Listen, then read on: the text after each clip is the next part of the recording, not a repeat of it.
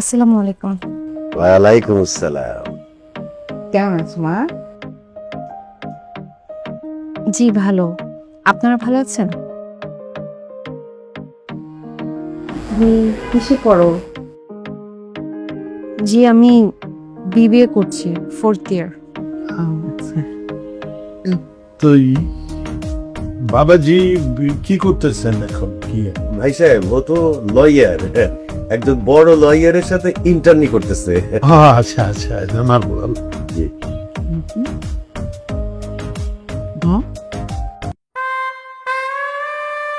আমার দেখতে হবে না, তুমি দেখো।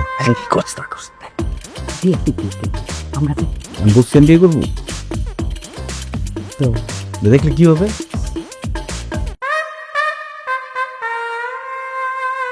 আপনি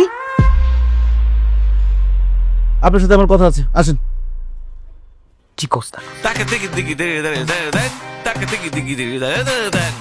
আমি কথা বলবো, তারপর তোমরা কথা বলবা। তোমরা তো ফাইনাল কি বলবা?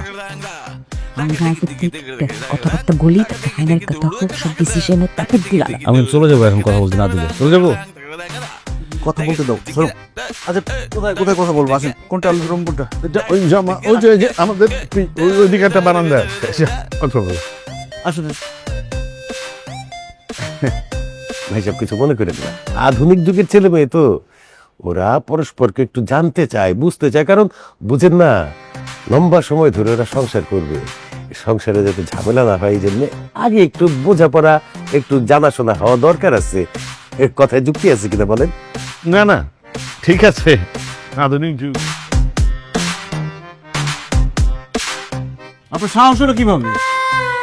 জি আপনি একবার বিয়ে করছেন, আমার কাছে আসছিলেন আপনি ডিভোর্সের জন্য, এরপরে আপনি আমার সামনে পাত্রী হিসেবে বসে আছেন যে আপনাকে পছন্দ করে আমি বিয়ে করব। কিভাবে এই সাহসটা হলো আপনার? আপনি তো খুব খারাপ একটা মেয়ে। কথা যুক্তি আছে কিনা বলেন? আমি তো আপনার কোনো কোথায় যুক্তি আছে কিনা। এই আপনি উকিলের অ্যাসিস্ট্যান্ট তাই না? আপনি আমাকে দেখতে আসছেন? ও মাই গড, এটা জানলে তো আমি জীবনে আপনার সামনে বসতাম না। আর আপনি কি বলতেছেন তখন থেকে? আমি বিয়ে করছি, ডিভোর্সের জন্য আসছি? আমি আমার নিজের বিয়ের ডিভোর্সের জন্য যাই নাই, আমার বান্ধবী বিয়ে করছে, ওর ডিভোর্সের ব্যাপারে কথা বলতে গেছিলাম। আমাকে সব বান্ধবীর গল্প শোনায় লাভ নাই। আমার ভাগ্য ভালো যে আমাদের অফিসে আসছিলেন আপনি ডিভোর্সের জন্য। আমি তো আপনাকে চিনে ফেলাইছি, নইলে আপনি যে সুন্দরে সুন্দর, আমি আপনাকে পছন্দ করে বিয়ে করে ফেলতাম। পরে দেখা গেল বিয়ের পরে আপনার আগে হাজবেন্ড চলে আসছে, আপনি আর আপনার আগে হাজবেন্ড দুজনে মিলে আমাকে একদম শেষ করে দিতেন। কথা যুক্তি আছে কিনা বলেন? আপনি একই কথা বারবার বলতেছেন। কথা কি বলতেছেন একটু শুনতেছেন আপনি? আমি আমার বান্ধবীর বিয়ের ব্যাপারে জিজ্ঞেস, আপনি একটু মনে করে দেখেন তো, আপনি একটু মনে করে দেখেন আমি আপনাকে কি জিজ্ঞেস করছিলাম। এই যে গোপনে বিয়েটা হইছে, এখন যদি ডিভোর্স হয় সাক্ষীদের কোনো প্রবলেম হবে কিনা, মানে আমি আমার বান্ধবীর বিয়েতে সাক্ষী ছিলাম, এর জন্য নিজের জন্য আমি জিজ্ঞেস করতে গেছিলাম। আর আপনি এখন আমাকে বিবাহিত বানায় ফেলছেন। আমরা এইসব কেস নিয়ে কাজ করি, এইসব বলে আমাদের সামনে ঝোলাবেন না। সবশেষ এটাই প্রমাণিত হয় যে আপনি আসলে একটা খারাপ মেয়ে। কথায় যুক্তি আছে কিনা বলেন? আমি এতক্ষণ ধরে আপনাকে বোঝানোর চেষ্টা করছি, আপনি কিছুতেই বুঝতেছেন না। আমি যদি এতই খারাপ মেয়ে হই, আমাকে আপনার বিয়ে করার দরকার না, বিয়ে ভাঙা দেন, বাস থেকে বিদায় হন। কেন? আমি কেন বিয়ে ভেঙে দিব? দোষ কি আমার? দোষ হচ্ছে আপনার, কারণ আপনি খারাপ মেয়ে, আপনি বিয়ে ভেঙে দিবেন। আমি বিয়ে ভেঙে দিব? এই আপনি যা খুশি করেন তো, আপনাকে দেখলে বিরক্ত লাগতেছে আমার এখন। ওরে বাপ রে, চোরের মার বড় গলা। আপনি এখন আমাকে ঝাড়ি দিয়ে কথা বলতেছেন। আমি এখন যাব আপনার বাবা মার কাছে গিয়ে আমি সব কথা বলে দেবো, একদম হাটে হাড়ি ভেঙে দিব যে আপনি প্রেম করে তাদের না জানে বিয়ে করছেন, আবার ডিভোর্স করার জন্য আমার কাছে আসছিলেন। এখন গিয়ে সব বলে দেবো, যাচ্ছি আমি। না না না, প্লিজ প্লিজ, আপনি বুঝার চেষ্টা করেন, আমি সত্যি কথা বলতেছি আপনাকে। আপনি শুধু শুধু ভুল বুঝতেছেন। এখন যদি আমার বাবা মাকে গিয়ে আপনি এগুলা বলেন, তারা সম্মানিত মানুষজন, তারা একদম স্পটে হার্ট অ্যাটাক করে ফেলবে, তারা কোনোভাবে আমাকে বিশ্বাস করবে না। মানে আমারই ভুল হয়েছে, জানেন, আমার দোষ হয়েছে। আমার এই বান্ধবীটা যে লোকে বিয়ে করতে যাচ্ছিল, আমি সাক্ষী হইতে চাই না, ও জোর করে আমাকে নিয়ে গেছে, সাক্ষী বানাইছে। এরপরে আমি এই ভয়ে যে ওদের ডিভোর্স হয়ে যেতেছে, সাক্ষী হিসেবে আমার কোনো প্রবলেম হবে কিনা এইটা জানার জন্য গেছিলাম। আপনি একটু বোঝার চেষ্টা করেন প্লিজ। দেখেন, কান্নাকাটি করবেন না, এর কান্নাকাটি আমি সহ্য করতে পারি না।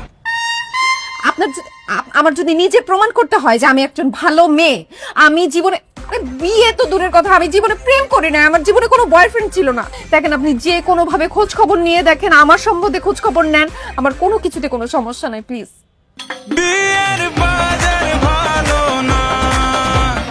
আচ্ছা ঠিক আছে, আসো।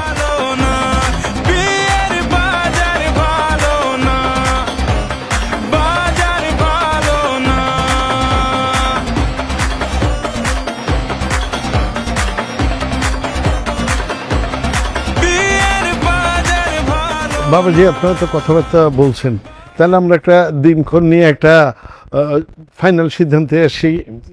তোমার যদি কোনো মতামত থাকে বলো। বাবা কিছু মনে না করলে আমি একটা কথা বলি। হ্যাঁ বলো বলো। ওনার সঙ্গে তো আজকেই প্রথম দেখা হলো, ফাইনাল সিদ্ধান্ত নেওয়ার আগে আমরা দুজনকে একটু চিনি, একটু সময় নেই, তারপরে ডিসিশন নেই। কথায় যুক্তি আছে কিনা বলেন। যুক্তি তো আছে, অবশ্যই যুক্তি আছে। তাহলে আমারটা নেন, আপনাদেরটা দেন। এটা কিসের ফাইল? এখানে সব ধরনের পেপারস আছে। আমার সার্টিফিকেট, কতটুকু পড়াশোনা করছি, আমার বার্থ সার্টিফিকেট, আমি স্যালারি কত পাই, আমার ব্যাংক স্টেটমেন্ট, আমার প্রপার্টিস কতটুকু আছে, সব হিসাব এখানে দেওয়া আছে। এখন আপনাদেরটা দেন। ভাই সাহেব আমি বুঝাই বলি, মানে বিষয়টা হচ্ছে কি যে ওরা তো বিয়ে করবে, সংসার করবে, এই জন্যে দুইজনের ব্যাপারে জানাশোনা দরকার। আপনাদেরও জানা দরকার আমার ছেলের ব্যাপারে, আমাদেরও জানা দরকার আপনার মেয়ের ব্যাপারে। সে কতদূর পড়াশোনা করছে, আমাদের প্রপার্টি কি আছে, আমরা কেমন মানুষ, এগুলা না জানলে তো অ্যাডজাস্ট হবে না, বুঝতে পারছেন না? সেই জন্যে কথার সাথে কাগজে তো মিল থাকতে হবে, তাই না? তারপরে ধরেন দুইজনের চরিত্র সম্পর্কে একটু জানার জন্য আমার ছেলের ফোন আপনার মেয়ের কাছে 2 দিন থাকবে, আপনার মেয়ের ফোন আমার ছেলের কাছে 2 দিন থাকবে, তাহলে পুরো বিষয়টা খোলাসা হয়ে যায়। কথায় যুক্তি আছে কিনা বলেন? হ্যাঁ না, যুক্তি তো আছেই, চলে, কিন্তু একটু বেশি হয়ে যাইতেছে। বাবা ওনারা যা চাচ্ছে সবকিছু দিয়ে দাও, আর কাগজপত্র সার্টিফিকেট যা যা লাগবে দিয়ে দাও। আর ফোন লাগবে না, এই যে আমার ফোন। হ্যাঁ আমার ফোন। কথায় যুক্তি আছে কিনা বলে।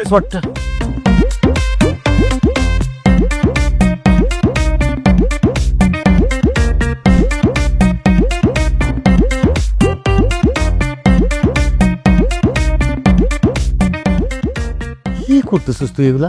মোবাইল চেক করতেছি, এখন 4 বছর আগের মেসেজ দেখতেছি। আল্লাহ রে, কত ভদ্রলোকের ছেলে এগুলা করে। তুই সার্টিফিকেট চাইতে গেলে কোন আক্কেলে?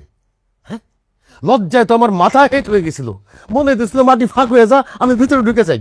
আচ্ছা বাবা, তুমি যদি কোনো জমি কিনতে যাও, সেটার কাগজপত্র ঠিক মতো যাচাই বাছাই করবো না? খতিয়ান নাম্বার কত, দাগ নাম্বার কত, RS কত, CS কত, BS কত, কথা যুক্তি আছে কিনা বলো? তেমনি আমি একটা বিয়ে করতে যাবো, আমি একটা যাচাই বাছাই করবো না? আরে বাবা রে, জমি কেনা আর বিয়া করা দুইটা কি এক জিনিস হইলো? এক জিনিস হলো না, বিয়ে করাটা বেশি ইম্পর্টেন্ট। জমি কেনার পরে তোমার যদি জমি ভালো না লাগে তুমি বিক্রি করে দিতে পারবা, বদলা নিতে পারবা, কিন্তু বিয়ে করার পরে আমি তো সেটা করতে পারবো না। তাই আমাকে ঠিক মতো যাচাই বাছাই করতে হবে। এখন এইসব কথা না বইলা তুমি মেয়েটাকে ফোন দাও, ফোন দিয়ে বলো যে ইন্টারমিডিয়েটের সার্টিফিকেট দিছে কিন্তু মার্কশিট দেয় নাই। মার্কশিট দেখতে হবে না, মার্কস কত পাইছে, যা ফোন দিয়ে দিতে বলো। এটা তুই দে ফোন, আমি দিতে পারবো না। কোনো একটা কাজ করতে পারবে না, আসছে ঢং করে।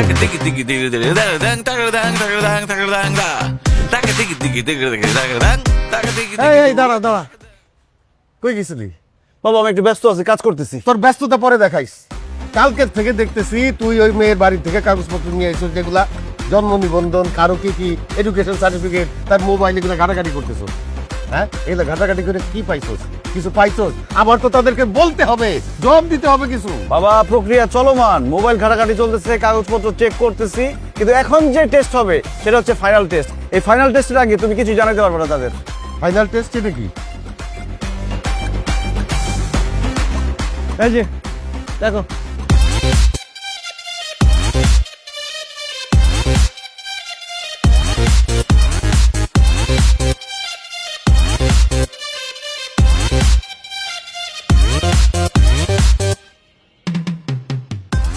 উত্তরা 13 নম্বর সেক্টর নিবাসী জনাব নাদের চৌধুরীর কন্যা জেসমিন তিথির সঙ্গে আমার বিবাহের কথা চলিতেছে।